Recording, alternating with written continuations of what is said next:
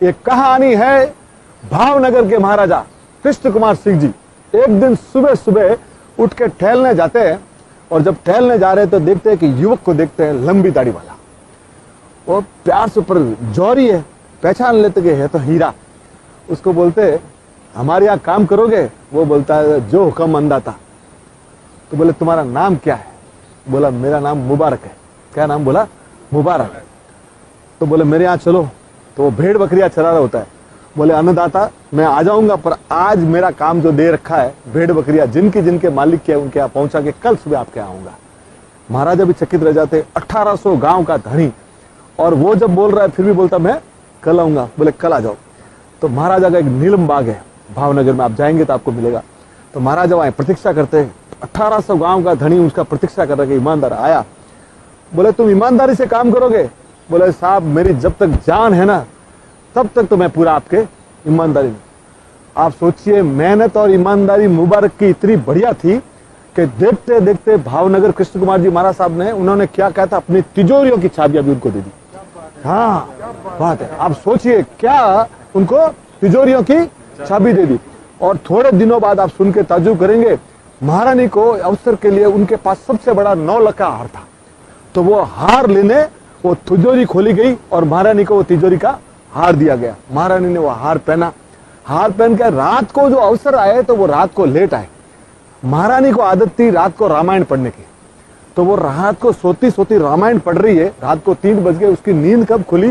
वो किष्किंधा का था, तो उसको लगा कि ये मुझे पढ़ना जरूरी है, तो वो हार उसने बीच में रख दिया, पेपर के बीच में, कि मैं कल सुबह इसको वापस। वो भूल गई। 3 महीने बाद उनको वापस हार की याद आई, तो वापस तिजोरी खोली गई। अब हार तो वहां था नहीं, देखा तो हार है नहीं। अब इन्होंने महाराज को बोला कि अपना हार तो रात को कहीं न कहीं चोरी हो गया है। तो चाबियां तो किसके पास है? मुबारक के पास। मुबारक को बुलाया गया कि मुबारक पर मानते थे इनको कि मुबारक यार अपना हार नहीं दिख रहा है। तो बोला मेरे पास तो चाबियां हैं, आप खोल के देख लीजिए। पर उसको लगा कि ये मेरे ऊपर शक कर रहे हैं, इसने अपनी चादर बिछाई और चादर के ऊपर खड़ा हो गया। तो महाराज बोले ये क्या है? बोले साहब मैं 5 टाइम नमाज अदा करता हूँ, कभी परवरदिगार का मैंने गलत नहीं किया। मैं खड़ा होकर बोलता हूँ सर मैंने कभी कोई से नहीं किया। अरे बोले ऐसी कोई जरूरत नहीं है, मैं तेरे ऊपर विश्वास करता हूँ। पर बच चला गया। पर वो शक की सुई होती है ना, मुबारक के मन में आ गया कि यार मेरे लिए, उसने सोचा ए परवरदिगार 24 घंटे के अंदर कुछ ऐसा कर दे कि मेरे ऊपर से कलंक मिट जाए। और आप सोचिए उसी रात महारानी ने किताब खोली और वो हार मिल गया। और इतने बड़े महाराजा का भी ग्रेटनेस देखिए, महाराजा को बुलाया उन्होंने कि मिल गया। तो महाराजा 1800 गांव का धनी बोलते नहीं, मुबारक को हम माफी मांगेंगे। क्या बोले? मुबारक से माफी। बोले अपने तो 1800 गांव के धनी है। बोले कुछ नहीं, गलती है तो गलती है। मुबारक को बुलाया गया। बोले अन्नदाता, बोले मुबारक तेरी माफी मांगते हैं तुझसे, तुम्हारे ऊपर हमने शक किया। तो बोला महाराज अभी आप चाबियां आपके पास रखिए, अगर मैं चला जाता तो कहीं कलंक रह जाता, अभी आपका हार का मिला। तब महाराज ने जो जवाब दिया साहब लेके जाइएगा। उन्होंने बोला साहब मेरी अंतिम सांस या तेरी अंतिम सांस तक तो तू नीलम बाग कभी नहीं छोड़ेगा, ऐसी 10 तिजोरियां तुम्हारे ऊपर कुर्बान है। और वो मुबारक उनके पास रहा सर।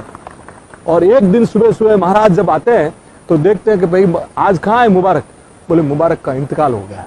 अरे तो बोले काम करते हैं, उस दिन बोलते हैं महाराजा ने बोला कि आज राज दरबार स्थगित रहेगा और मैं जनाजे में जाऊंगा।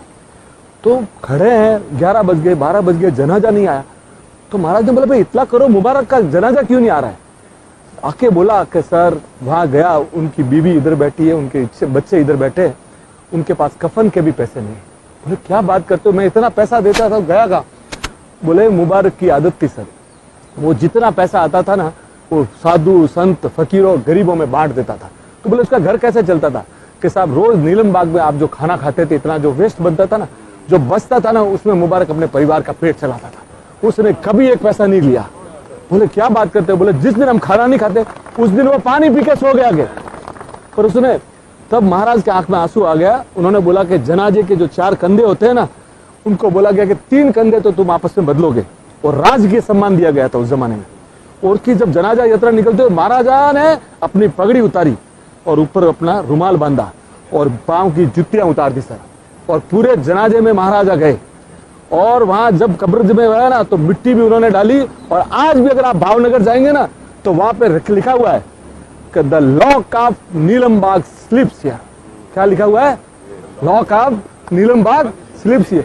तो साहब आप सोचिए, उन्हीं परिवार को बाद में महाराजा ने बहुत बड़ी जमीनें दी और उनके डॉक्टर अपने उनके बड़े फैमिली में डॉक्टर उमर भाई हुए महुआ में, उन्होंने भी।